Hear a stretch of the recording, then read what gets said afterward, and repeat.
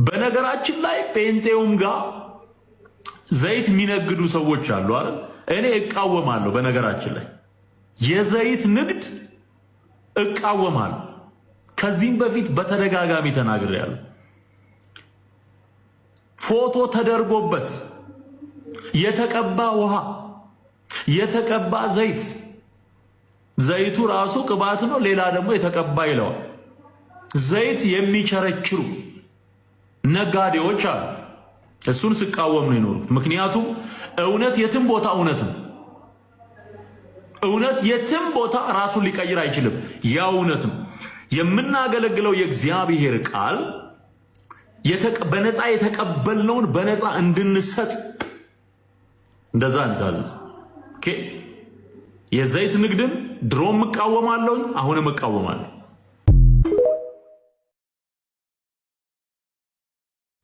እሺ እንደሰማችሁት ነው።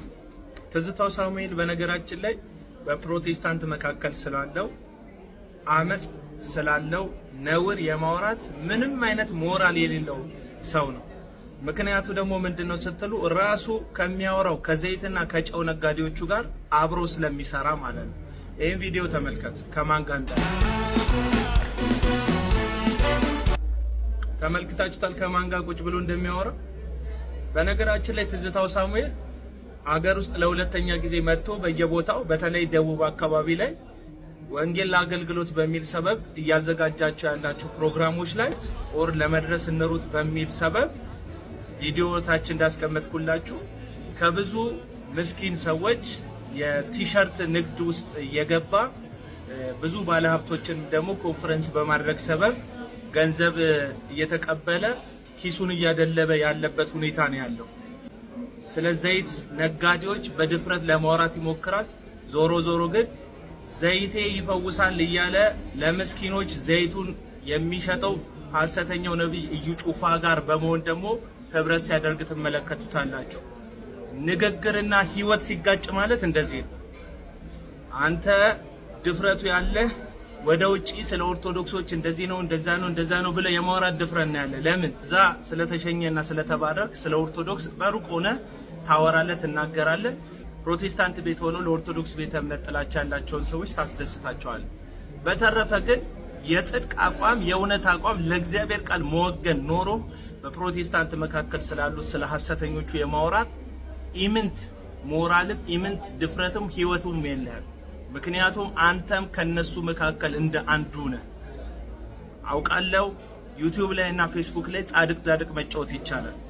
መሬት ላይ ሲወርድ ግን የገንዘብ ፍቅር ሰዎችን ይፈትናል። ለዛም ነው አንተ በክሩሴድና በኮንፈረንስ ሰበብ ለሰዎች እንሩጥ እያልክ ከመንፈሳዊ ዓላማ ውጪ የሆነ ጉዳይ ቲሸርት ንግድ ውስጥ የገባከው።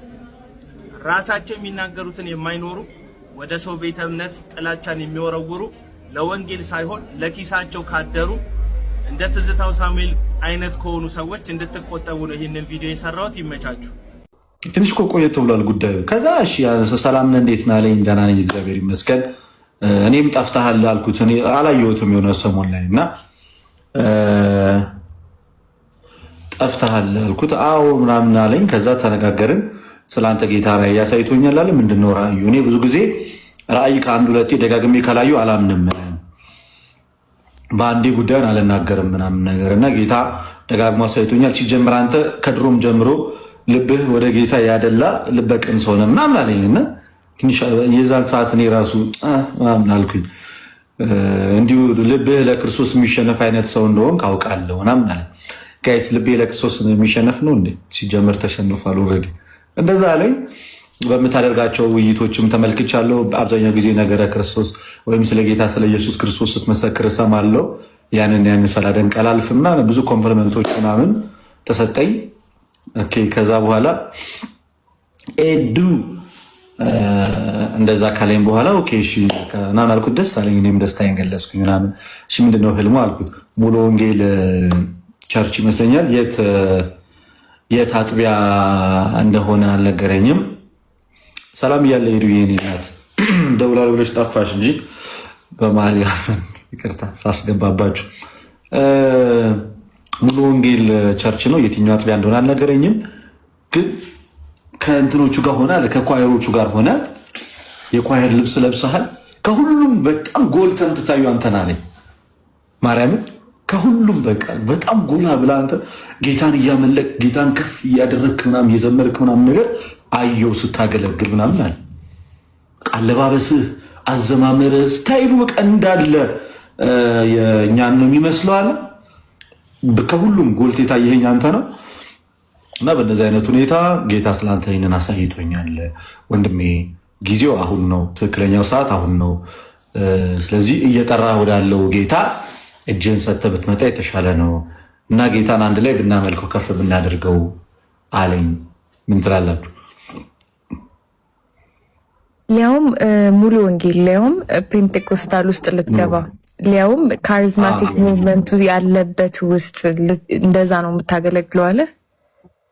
መካነ ኢየሱስም አይደለም፣ መካነ ኢየሱስም አይደለም። በጣም ከባድ ነው ይሄ በእውነት እኔ ምንም ልል አልችልም። እስኪ ግን እህቶች ናቸው አሉ የከበቡ እንደዚህ ዙሪያ እህቶች፣ እሱም ፓርት ደስ ይላል። አይ ማለት ነው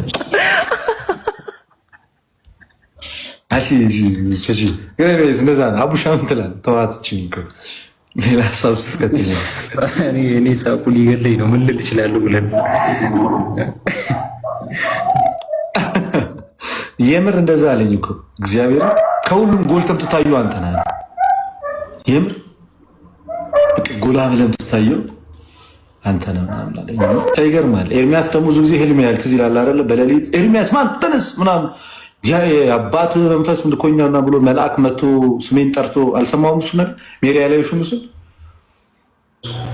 እንደዛ አይነት ነገር ሲላው ከዚህ በፊት ሰምቼ ነበርና የእግዚአብሔር መልአክ እንደዚህ በህልም የእግዚአብሔር መልአክ በሌሊት መጥቶ ኤርሚያስ ወይ ተነስ ምናምን አለኝና ቀሰቀሰኝ አለ። ኤርሚያስ ወይ ስሙን ጠርቶ ስሜን ጠርቶ ኤርሚያስ ብሎ ከዛ ኮመንት ላይ እንዲሉ ጥሩ መልአክ ስም ይሳሳታል ወይ ማለት ያው ቀለም የመስል